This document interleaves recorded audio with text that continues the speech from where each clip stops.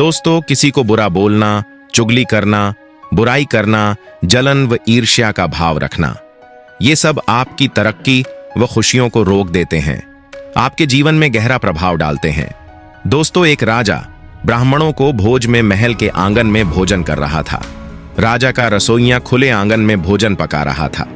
उसी समय एक चील अपने पंजे में एक जिंदा सांप को लेकर राजा के महल के ऊपर से गुजरा। तब पंजों में दबे सांप ने अपनी आत्मरक्षा में चील से बचने के लिए अपने फन से जहर निकाला। तब रसोइया जो लंगर ब्राह्मणों के लिए पका रहा था, उस लंगर में सांप के मुख से निकली जहर की कुछ बूंदें खाने में गिर गईं। किसी को कुछ पता नहीं चला। फल स्वरूप वो ब्राह्मण जो भोजन करने आए थे, उन सब की जहरीला खाना खाते ही मौत हो गई। अब जब राजा को सारे ब्राह्मणों की मृत्यु का पता चला तो ब्रह्म हत्या होने से उसे बहुत दुख हुआ। ऐसे में अब ऊपर बैठे यमराज के लिए भी ये फैसला लेना मुश्किल हो गया कि इस पाप कर्म का फल किसके खाते में जाएगा। राजा जिसको पता ही नहीं था कि खाना जहरीला हो गया है, या रसोइया जिसको पता ही नहीं था कि खाना बनाते समय वो जहरीला हो गया है, या वो चील जो जहरीला सांप लिए राजा के ऊपर से गुजरी, या वो सांप जिसने अपनी आत्मरक्षा में जहर निकाला।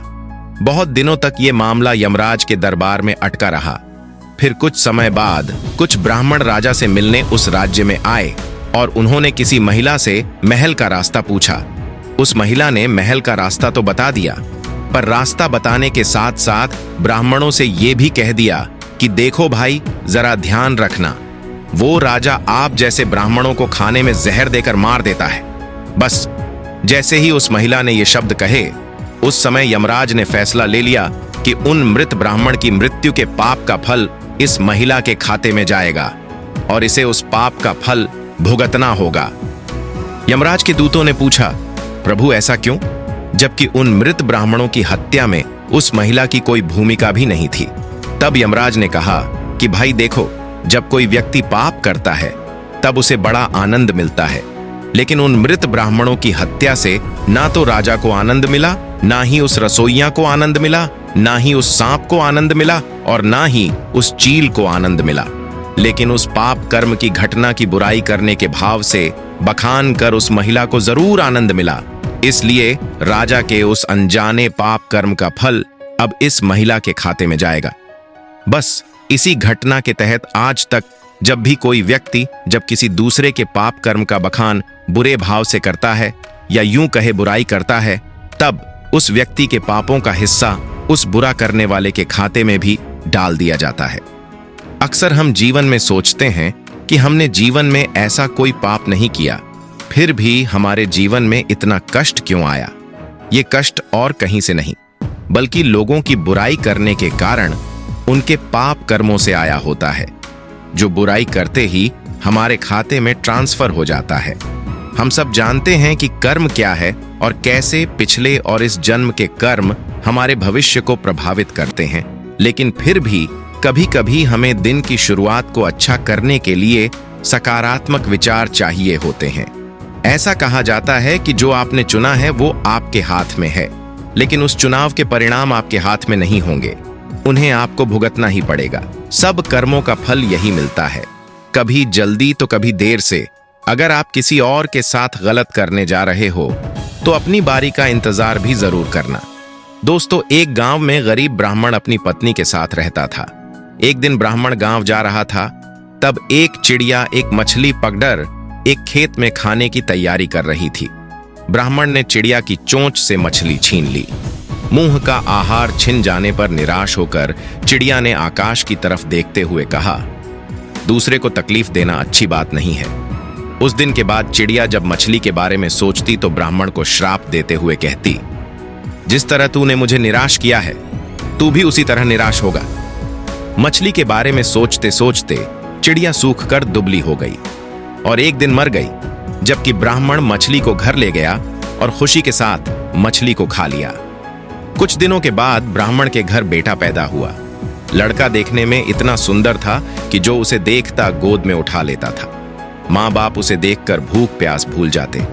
धीरे धीरे लड़का बड़ा हो गया। रूप गुण से भरपूर लड़के को देखकर माँ बाप की खुशी का ठिकाना नहीं था। लड़का इतना प्यार था कि माँ बाप उस पर जान छिड़कते थे। लड़का जब युवक बन गया तभी विधाता की विडंबना के चलते निष्ठुर काल में ब्राह्मण ब्रह्माणी की खुशी छीन ली। जिस दिन लड़का मरा उसके बाद माँ बाप के आंसू रुकने का नाम नहीं ले रहे थे। दोनों ने खाना पीना छोड़ दिया और दिन रात दोनों छाती पीटते हुए अधमरे हो गए। पत्थर दिल यम ने हमें जीते जी जला दिया। अगर सुबह शाम उसे कुटा जाए तो उसे कैसा लगेगा? ये कहकर ब्राह्मण रोज उखल में मुसल पटकते हुए कहने लगा कि यम का कलेजा कूट रहा है। ब्राह्मण को इस तरह रोते मुसल पटकते देख एक रात यम ने सपने में ब्राह्मण से कहा, तुम जो मुसल पटकते हुए लगातार बेटे के लिए रो रहे हो, उस बेटे को देख पाओगे। तुम्हें मेरी बात माननी होगी। कल तुम भीतर से दरवाजा बंद कर अपने पूजा घर में सोना और 3 दिन तक किसी को भी वहां जाकर जगाने नहीं देना। अगले दिन ब्राह्मण ने सपना के बारे में विस्तार से ब्राह्मणी को बताया और उसी के अनुसार पूजा घर के भीतर जाकर सो गया। जब ब्राह्मण को गहरी नींद आई तब एक यमदूत ब्राह्मण का शरीर वहीं छोड़कर उसकी आत्मा को यमपुरी लेकर चला गया। यमपुरी में ब्राह्मण ने न जाने कितने सारे नजारे देखे। कहीं पापी को यमदूत पीट कर चटनी बना रहे थे तो कहीं भयंकर पापी की जीभ में कांटा चुभा उन्हें घसीटकर नरक कुंड में डाल रहे थे। झुंड बनाकर यमदूत घूम रहे थे, शोर गुल मचा रहे थे। इस तरह जगह जगह अजीब अजीब मंजर देखकर ब्राह्मण के होश हवास उड़ गए और हवा में पीपल के पत्ते की तरह डर के मारे वो कांपने लगा। यमदूत उसे यमराज के पास ले गया। डर के मारे थर थर कांप पर रहे ब्राह्मण को देखकर यमराज ने उसे कहा, पुजारी डरो मत, तुम जरा उन नौजवानों की तरफ देखो, क्या उनमें तुम्हारा बेटा भी है? ब्राह्मण ने उधर देखा तो अपने बेटे को मौजूद पाया। बेटे को देखकर ब्राह्मण ने खुश होकर यमराज से कहा, जी महाराज, वो है मेरा बेटा। ब्राह्मण का जवाब सुनकर यमराज ने कहा, उसे यहां बुलाओ, अगर न आए तो वहां जाकर बुला लो। ब्राह्मण ने बेटे को पुकारा मगर वो नहीं आया। तब उसके पास जाकर बोला, मेरे बच्चे में आया हूं, तू मेरे साथ चल। ब्राह्मण ने 3-4 बार इस तरह कहा मगर बेटे ने उसकी तरफ देखा ही नहीं। तब उसे हाथ से पकड़कर ब्राह्मण ने कहा, मेरे बच्चे इधर देखो तो, मैं हूं तेरा बाप। ये सुनकर बेटे ने बाप की तरफ देखकर झुंडला कर कहा, तुम मुझे बेटा क्यों कह रहा है? मैं तेरा बेटा नहीं हूं। कभी तूने चिड़िया को तकलीफ पहुंचाकर उसके मुंह का आहार छीन लिया था। उसी का बदला लेने के लिए मैं तेरा बेटा बनकर पैदा हुआ था। अब याद आया ना, तूने जिस तरह मेरे मन को तकलीफ पहुंचाई थी उसी तरह मैं तेरे मन को तकलीफ पहुंचाकर चला आया। बेटे का जवाब सुनकर ब्राह्मण उदास हो गया और यमराज के पास आकर बोला, वो मेरा बेटा नहीं है। ब्राह्मण की बात सुनकर यमराज ने उससे कहा, तुम लोग बेवजह मुझे कोस रहे थे, अब पता चल गया ना किसका कसूर था। इतना कहकर यमराज ने दूत को इशारा किया और दूत ब्राह्मण की आत्मा लेकर फौरन उसके पूजा घर में पहुंच गया। ब्राह्मण के शरीर में उसकी आत्मा डालकर यमदूत चला गया। जागते ही ब्राह्मण ने ब्राह्मणी को सपने का सारा हाल बता दिया और उसके बाद ब्राह्मण ब्राह्मणी ने दिवंगत बेटे की याद में आंसू बहाना बंद कर दिया। कर्म एक ऐसा ढाबा है जहां हमें ऑन ऑर्डर करने की जरूरत नहीं पड़ती। हमने जो पकाया होता है हमें वही मिलता है। कर्म आखिरकार सामने आता है, जैसा बागे वैसा ही काटोगे। जल्द ही या बाद में ब्रह्मांड आपको वो परोस देगा जिसके आप हकदार हैं। कर्म ही व्यक्ति की पहचान का मुख्य आधार होता है। आपके कर्म आपके चरित्र को परिलक्षित करते हैं। जीवन में सफलता प्राप्त करने के लिए हमें हमेशा सकारात्मक कर्म करने चाहिए, क्योंकि कर्म ही हमारे भविष्य को निर्धारित करते हैं। निश्चित रूप से यहाँ कर्म का सिद्धांत होता है, जो कुछ भी हम दूसरों के प्रति करते हैं वही हमें भविष्य में मिलता है। धर्म और कर्म 2 पहियों की तरह है जो हमें जीवन के सही पथ पर चलने में मदद करते हैं।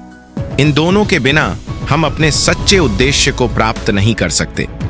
दोस्तों, एक व्यक्ति के कर्म उसके विचारों, भावनाओं और इच्छाओं का प्रतिबिंब होते हैं। यदि हम अपनी सोच और कर्मों को सकारात्मक बनाते हैं तो हमारा भविष्य स्वतः रोशन हो जाता है। दोस्तों, एक गांव था। उस गांव में 2 कुत्ते रहते थे। दोनों आपस में गहरे मित्र थे, साथ साथ रहते तथा सोते थे। उनमें से एक कुत्ता काला था तो उसका नाम कालू था दूसरा कुत्ता लाल था, उसका नाम लालू था। एक दिन दोनों कुत्तों ने तीर्थ यात्रा करने की सोची, किंतु वे रास्ता नहीं जानते थे।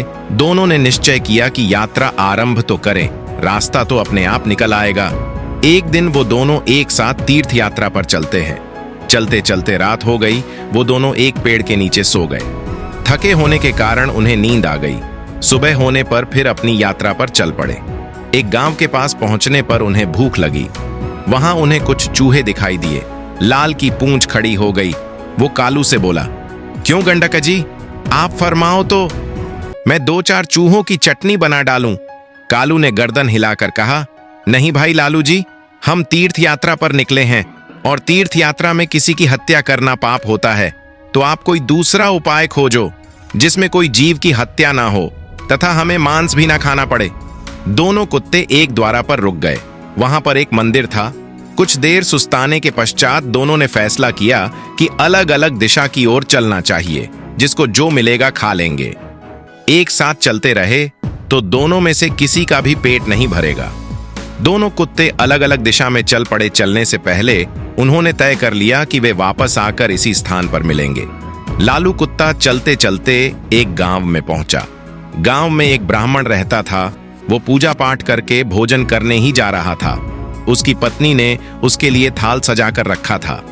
ब्राह्मण ने भोजन को भोग लगाया ही था कि लालू कुत्ते ने झट से उसकी थाली में मुंह डाल दिया तथा एक पूरी उठाकर भाग गया। ब्राह्मण ने हरे राम कहा तथा हाथ धोकर उठ गया। उसने अपनी पत्नी से कहा, बेचारा ये कुत्ता भी भूखा है, तो आप ये थाली इन्हें ही खिला दीजिए। ब्राह्मण की पत्नी गुस्से से बोली, आप ये क्या कह रहे हैं?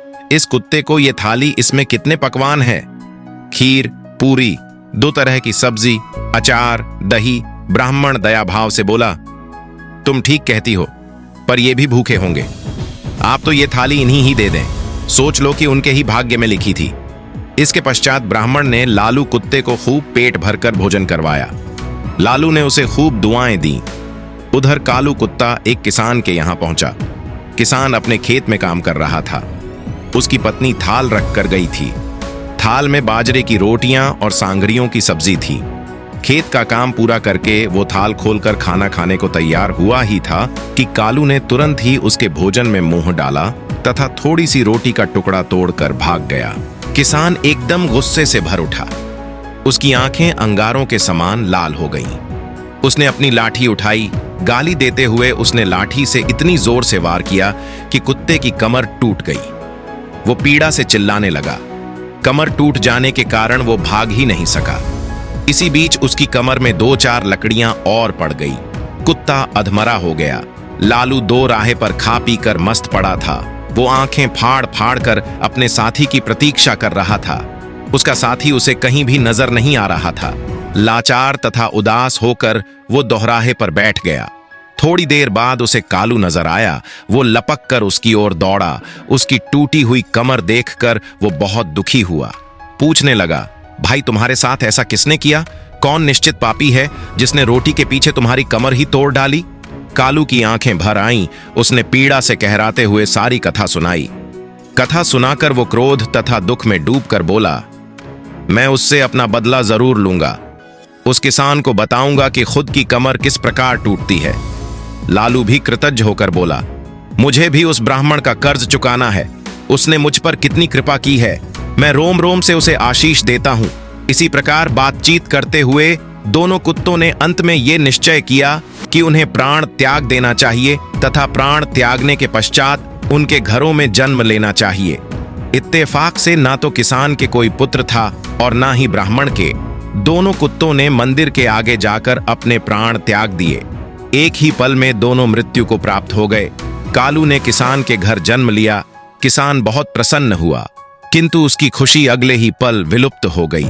घर में इस पुत्र के पैदा होते ही उसका बैल मर गया। पत्नी अस्वस्थ रहने लगी। पहले जन्मदिन पर किसान के हरे भरे खेत को जानवर चट कर गए। उधर ब्राह्मण के घर भी बेटा पैदा हुआ। पुत्र के उत्पन्न होते ही राज दरबार में ब्राह्मण की पदवी ऊंची हो गई। ब्राह्मण ने राजा को एक युद्ध में जीत की बात बताई। राजा युद्ध जीत गया। इससे प्रसन्न होकर राजा ने ब्राह्मण को राज्य पंडित नियुक्त कर दिया। उसे एक महल तथा अपार दान भेंट किया। जैसे जैसे ब्राह्मण का बेटा बड़ा होता गया, वैसे वैसे वो भी बाप के समान तेजस्वी निकलता गया। उसने छोटी उम्र में सारे शास्त्रों का अध्ययन कर लिया। वो बड़े बड़े पंडितों को शास्त्रार्थ में हरा देता था। इससे ब्राह्मण की कृति में 4 चांद लग गए। किसान का बेटा बदकारी निकला। वो बात बात पर अपने बाप को डांटता था, उसे गालियां बकता था। वो जुआ खेलकर बचे कूचे धन को उड़ाने लगा। किसान बहुत ही दुखी हुआ। अंत में उसने सोचा कि इसको सुधारने का कोई उपाय करना चाहिए। इस तरह विचार करते हुए वो एक बुद्धिमान व्यक्ति के पास पहुंचा। उसने उसके सामने अपनी समस्या रखी। बुद्धिमान आदमी बोला, तुम इसकी शादी कर दो। शादी की नकेल अच्छे अच्छों को सीधा कर देती है। किसान ने तुरंत अपने लड़के की शादी करने की सोची। वो लड़की की खोज करने लगा। इधर ब्राह्मण का विचार भी अपने बेटे की शादी करने का हुआ। एक सुकन्या से उसका विवाह हो गया। उसके बेटे की पत्नी भी सुशिक्षित थी। उसने आते ही घर को स्वर्ग बना दिया। किसान ने भी अपने पुत्र का विवाह कर लिया। शादी के अगले दिन ही उसका बेटा अचानक चल बसा। उसके बेटे की बहू ने आकर कहा तो वो अचेत हो गया। होश में आते ही वो दीवार से सिर मार मार कर रोने लगा और चिल्लाने लगा है, हाय मेरा बेटा मेरी कमर तोड़कर चला गया। ब्राह्मण का बेटा उस गांव में कथा कह रहा था, इस संसार में जो जैसा कर्म करता है उसे वैसा ही फल मिलता है। किसी भी व्यक्ति को 2 रंगों में कर्म फल मिलता है। बीते हुए अच्छे कर्म आज आपकी रोती हुई आंखों से भले ही पानी बन बहते हो, पर ये आपके कर्म ही है जिन्होंने उन बहते हुए पानी को पहुंचने के लिए आपको हिम्मत दी और उस परिवेश से निकलने का हौसला। बीते हुए बुरे कर्म आज आपकी हंसती हुई आंखों में भले ही चमक बन चमकते हो, पर ये आपके कर्म ही है जो भविष्य में आपकी हिम्मत और हौसले के आधार को आधारहीन करेंगे और पुनः आप खुद को इस स्थिति में पाएंगे जहां से वो चमक आपने चुराई थी। दोस्तों, एक आदमी बहुत बूढ़ा होने की वजह से कोई काम नहीं कर पाता था। ना जाने किन कर्मों की वजह से आज उसका ये हाल था कि वो रोज घर घर जाकर भीख मांगकर गुजारा करने पर मजबूर था। वो भिखारी रोज एक दरवाजे पर जाता और भीख के लिए आवाज लगाता, और जब घर का मालिक बाहर आता तो उसे गालियां और ताने देता। वो बोलता, मर जाओ, काम क्यों नहीं करते, जीवन भर भीख मांगते रहोगे। हमने क्या यहाँ पैसों का पेड़ लगा रखा है या खैरात बांट रहे हैं जो रोज मुंह उठाए चले आते हो। कभी कभी गुस्से में उसे धकेल भी देता, पर भिखारी बस इतना ही कहता, ईश्वर तुम्हारे पापों को क्षमा करे। एक दिन सेठ बड़े गुस्से में था, शायद व्यापार में घाटा हुआ था। वो भिखारी उस वक्त भीख मांगने आ गया। सेठ ने आव देखा ना ताव सीधा उसे पत्थर से मारा। भिखारी के सिर से खून बहने लगा। फिर भी उसने सेठ से कहा, ईश्वर तुम्हारे पापों को क्षमा करें, और वहां से जाने लगा। सेठ का थोड़ा गुस्सा कम हुआ तो वो सोचने लगा, मैंने उसे पत्थर से भी मारा पर उसने बस दुआ दी। इसके पीछे क्या रहस्य है, जरूर इसकी लाइफ में कुछ तो घटना हुई है, जानना पड़ेगा। इतना सोच सेठ भिखारी के पीछे चलने लगा। भिखारी जहां भी जाता सेठ उसके पीछे जाता। कोई उस भिखारी को भीख दे देता तो कोई उसे मारता, जलील करता, गालियां देता, पर भिखारी इतना ही कहता, ईश्वर तुम्हारे पापों को क्षमा करें। अब अंधेरा हो चला था। भिखारी अपने घर लौट रहा था। सेठ भी उसके पीछे था। भिखारी जैसे ही अपने घर लौटा, एक टूटी फूटी घाट पर एक बुढ़िया सोई थी जो भिखारी की पत्नी थी। जैसे ही उसने अपने पति को देखा, उठ खड़ी हुई और भीख का कटोरा देखने लगी। उस भीख के कटोरे में मात्र एक आधी बासी रोटी थी। उसे देखते ही बुढ़िया बोली, बस इतना ही और कुछ नहीं। और ये आपका सिर कहाँ फूट गया? भिखारी बोला, हाँ बस इतना ही, किसी ने कुछ नहीं दिया, सबने गालियां दी, पत्थर मारे, इसलिए ये सिर फूट गया। भिखारी ने फिर कहा, सब अपने ही पापों का परिणाम है। याद है ना तुम्हें, कुछ वर्षों पहले हम कितने धनवान हुआ करते थे, क्या नहीं था हमारे पास, पर हमने कभी दान नहीं किया। याद है तुम्हें वो अंधा भिखारी? बुढ़िया की आंखों में आंसू आ गए और उसने कहा, हाँ, कैसे हम उस अंधे भिखारी का मजाक उड़ाते थे, कैसे उसे रोटी की जगह खाली कागज रख देते थे, कैसे हम उसे जलील करते थे, कैसे हम उसे कभी कभी मार और धकेल देते थे। अब बुढ़िया ने कहा, हाँ सब याद है मुझे, कैसे मैंने भी उसे राह नहीं दिखाई और घर के बने नाले में गिरा दिया था।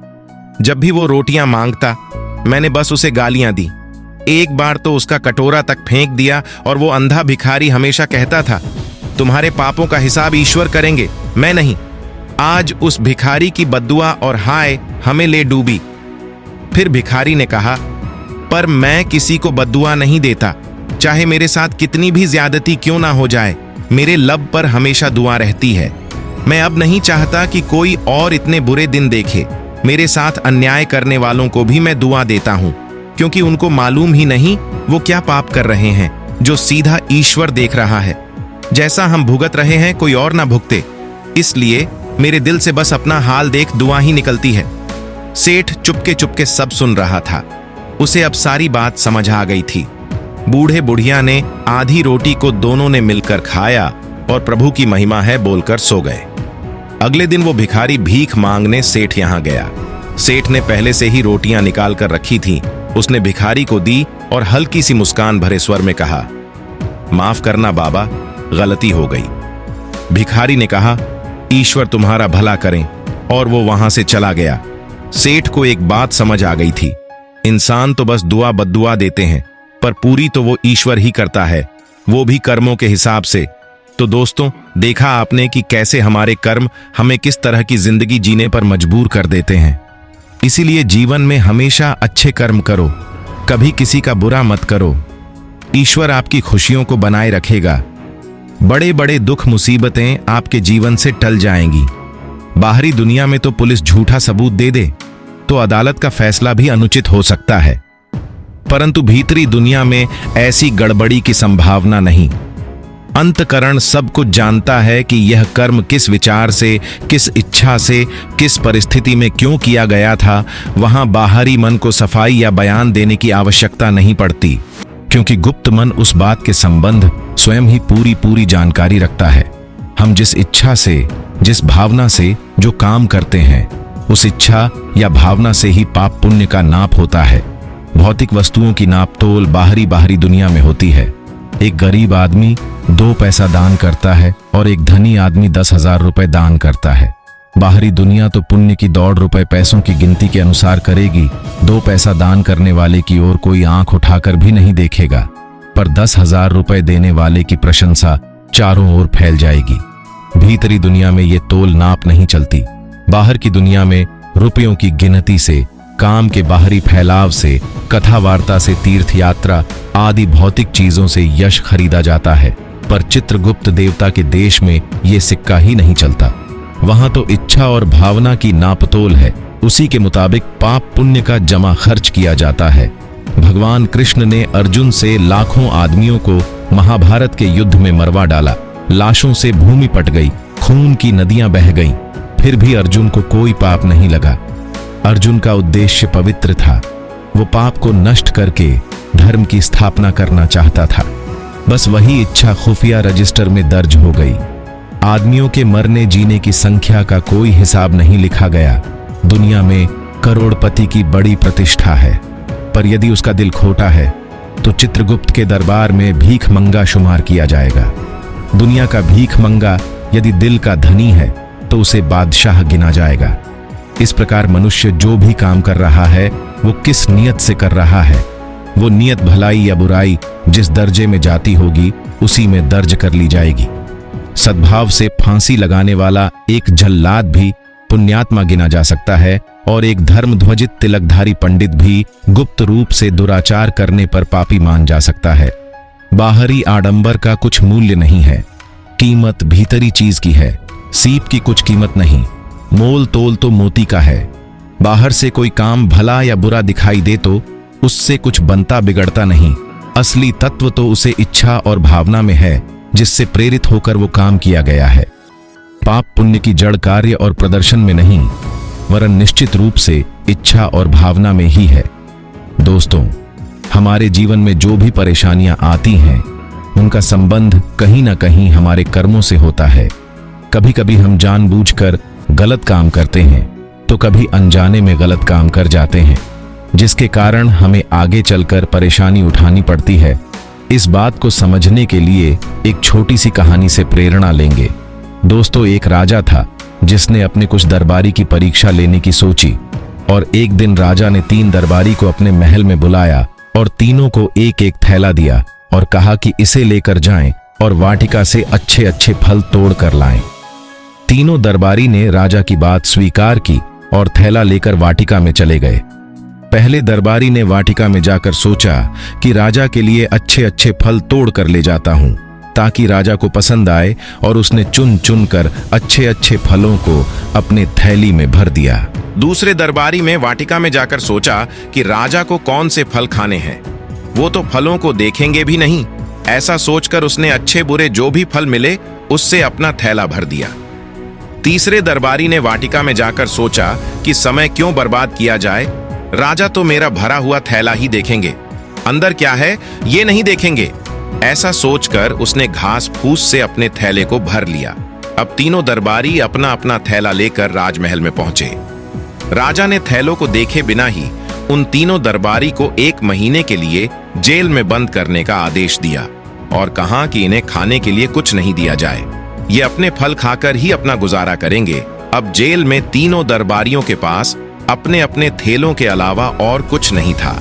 जिस दरबारी ने अच्छे अच्छे फल चुने थे वो बड़े आराम से फल खाता रहा और उसने बड़ी आसानी से 1 महीना फलों के सहारे गुजार दिया। जिस दरबारी ने अच्छे बुरे दोनों प्रकार के फल चुने थे वो कुछ दिन तो आराम से अच्छे फल खाता रहा, लेकिन उसके बाद सड़े गले फल खाने की वजह से वो बीमार हो गया। उसे बहुत परेशानी उठानी पड़ी और बड़ी मुश्किल से उसका 1 महीना गुजरा। लेकिन जिस दरबारी ने घास फूस से अपना थैला भरा था वो कुछ ही दिनों में भूख से मर गया। राजा ने तीनों दरबारी को एक जैसा कर्म दिया था और तीनों को पर्याप्त समय भी दिया था, लेकिन अंत में जिसने जैसा कर्म किया उनको वैसा ही फल मिला। दोस्तों, हमारा जीवन भी थैले की तरह है और हमें ये देखना है कि हम अपने जीवन में कौन कौन से फल इकट्ठे कर रहे हैं। यानी कि अगर हम अच्छे कर्म करते हैं तो हम खुशी से अपनी जिंदगी गुजार सकेंगे, और अगर हम बुरे कर्म कर रहे हैं तो हमें बुरे ही फल मिलेंगे। इसलिए हमेशा अच्छे कर्म करें और दूसरों को भी अच्छे काम करने के लिए प्रेरित करें। हकीकत में कर्म क्या है? क्या इंसान के कर्मों के अनुसार ही उसका फल आता है? जैसी करनी वैसी भरनी, इस कहावत से आप वाकिफ होंगे, लेकिन क्या सचमुच ऐसा है या इसके पीछे कुछ और रहस्य छुपा है? कर्म से संबंधित लोगों के मन में ऐसे अनगिनत सवाल उठते हैं जिनके जवाब कभी मिलते हैं, कभी नहीं मिलते या संतुष्टि भरे नहीं होते हैं। कर्म के बारे में यदि सरल भाषा में ज्ञान मिले तो हर एक अपने कर्मों को योग्य दिशा देकर उससे उत्तम फल प्राप्त कर सकता है। आइए अब इस विषय की गहराई में प्रवेश करते हैं। इंसान के जीवन में जो अनेकों कृपाएं होती हैं उनमें से अहम कृपा है मनुष्य का जन्म मिलना। मनुष्य जीवन ऐसा करिश्मा है जहां पर ईश्वरीय कृपाओं की, ईश्वरीय खेल की, ईश्वरीय लीलाओं की, यहां तक कि खुद ईश्वर ही होने की अनुभूति उसे मिल सकती है। अनंत संभावनाओं से भरे पूरे इस जीवन में ईश्वर की राह पर चलने की बजाय इंसान भाग्य, नसीब, कर्म रेखा जैसी बातों में अटक जाता है, जिससे वो असली कर्म क्या है और उसका फल किस तरह से आता है, इन महत्वपूर्ण बातों को समझ भी नहीं पाता। एक बार आप कर्म और उसके फल के बारे में सच्चाई जान जाएंगे तो उसके बाद आपका हर कर्म होश से ही होगा, परिणामतः उसका फल बेस्ट ही मिलेगा। कई लोगों की धारणा होती है कि प्रत्यक्ष में कुछ किया तभी कर्म हुआ। कर्म के बारे में क्रिया करने के तौर पर ही सोचा जाता है, लेकिन ऐसा नहीं है। कर्म तो लगातार होते ही रहते हैं। बिना कर्म के कोई रह नहीं सकता, चाहे आप कर्म कर रहे हो अथवा न कर रहे हो। आप कर्म ना करके कर्म न करने का कर्म कर रहे होते हैं, जिससे फल तो आने वाला ही है। मानो किसी ने ऐसा सोच लिया, मैंने पूरी जिंदगी कुछ भी कर्म नहीं किया, ना अच्छा किया ना बुरा किया, इसलिए मुझे ना नर्क मिलेगा न ही स्वर्ग। तो ऐसा नहीं होता। इंसान से कर्म करने अथवा न करने का कर्म होता ही है। इसे यूं समझें, आपने सही समय पर सही निर्णय लिया अथवा नहीं लिया, उसका भी फल आता ही है। कर्म करते ही उसका फल शुरू होता है। जैसे आग में हाथ डाला, हाथ जल गया, बात खत्म हो गई। लेकिन कुछ कर्मों का फल देख पाने में समय लगता है, इसलिए ऐसी धारणा भी बन गई कि कर्म का फल लंबे समय के बाद मिलता है। इस संबंध में ऐसी कहानियां भी रची गई जिनमें किसी इंसान ने 14 जन्म पहले कुछ ऐसा कर्म किया जो 14 जन्म के बाद पक गया। कर्म और उसके फल के बारे में ऐसी बहुत सारी कहानियां गढ़ी गई जिनमें इंसान के जीवन में होने वाली बुरी घटनाओं को उसके पिछले जन्मों का असर, भाग्य का फेर या बदनसीब जैसे शब्दों में डाला गया। जैसे कोई मेहनत करके भी परीक्षा में फेल हो जाता है तब उसका भाग्य खराब था, ऐसा कोई कहता है। वहीं दूसरी ओर किसी ने बिल्कुल मेहनत नहीं की लेकिन पास हो गया, तब कहा जाएगा कि उसका लक तेजी में था। लेकिन इस तरह की बातें सिर्फ मन को अच्छी लगे, सुकून मिले, इसलिए कही जाती है। वास्तव में क्या है, कर्म करने का फल नहीं मिलता तो फिर किस बात का फल आता है? यदि कर्म बंधन में नहीं डालता तो बंधन का कारण क्या होता है? इन सवालों के जवाब जब गहराई से जाने जाएंगे तो कर्म इस विषय के बारे में लोगों की सारी उलझनें सुलझा जाएगी। कर्म का इंटेंशन ही फल लाता है। आज तक आपने हर कर्म के पीछे जो भी इंटेंशन रखा उसका ही फल आपको मिला। मगर वाकई इंटेंशन क्या है ये जानना बहुत जरूरी है, क्योंकि इंसान जब कपट से भरा होता है तब वो बहुत ही उलझा होता है। जागृति में वो एक इंटेंशन रखता है मगर बेहोशी में इसका इंटेंशन दूसरा होता है। बोलने के लिए वो बोलता है कि ऐसा हो जाए, मगर बेहोशी में सोचता है कि ऐसा ना हो जाए। इस तरह इंसान के पास किसी भी काम के पीछे कम से कम 2 इंटेंशन होते हैं। जैसे एक इंसान कहता है प्रमोशन हो जाए, मगर अनजाने में उसका विचार होता है कि प्रमोशन हो जाने के बाद जो जिम्मेदारियां आएंगी क्या मैं उन्हें संभाल पाऊंगा? शायद मैं नहीं संभाल पाऊंगा, ऐसा लगता है। हालांकि वो इंसान प्रमोशन के लिए लगातार कोशिश भी करता रहता है, मगर उसके बदले किसी और को प्रमोशन मिलता है। तब वो कहता है कि मेरा प्रमोशन होना चाहिए था, क्यों नहीं हो रहा? क्योंकि अनजाने में कहीं पर इसका इंटेंशन है कि ऐसा ना हो। इस तरह 2 इंटेंशन भिन्न भिन्न उद्देश्य रखने वालों का जीवन खंडित है, बंट हुआ है। उसका मन, बुद्धि, शरीर अलग अलग कह रहे हैं और वो सुन कुछ और रहा है। परिणामता उसके इंटेंशंस टुकड़ों में है, उनमें जोड़ नहीं है, जिससे उस इंसान में ईमानदारी का अभाव होता है। उसका खुद के उद्देश्यों से तालमेल नहीं होता। हालांकि बाहरी कर्मों से इंटेंशन समझ में नहीं आता। बाहर से लोगों की क्रिया कुछ अलग दिखाई देती है मगर उनका भाव वैसा नहीं होता। ऐसे समय पर कौन सी इच्छा पूरी होती है? जिस इंटेंशन में तीव्रता ज्यादा होती है वही इच्छा पूरी होती है। इसलिए इंटेंशन साफ, स्मूथ एक ही होने की आवश्यकता है। वाकई हम यही चाहते हैं या अंदर कुछ और चल रहा है, ये जानना बहुत जरूरी है। हमेशा एक ही इंटेंशन रहे। आपका इंटेंशन सचमुच क्या है, ये जानने के लिए आपको सजग होकर देखना होगा कि जो वाणी कह रही है वही आपकी क्रिया है क्या? जो आपकी क्रिया है वही विचार है क्या? जो आपके विचार हैं वही भाव है क्या? और जो आपके भाव है वही वाणी से निकल रहा है क्या? इस तरह भाव, विचार, वाणी, क्रिया, इन चारों सतहों पर आपका इंटेंशन एक ही होगा। तब उसके फल से आपको आनंद ही मिलेगा। इसलिए बार बार सजग होकर अपने इंटेंशन पर काम करते रहें ताकि आप एक ही दिशा में, एक ही इंटेंशन पर कायम हो जाए। दोस्तों, आज की वीडियो आपको अच्छी लगी हो तो हमारे चैनल को सब्सक्राइब जरूर करें। मिलते हैं अगली वीडियो में। आप अपना ख्याल रखें।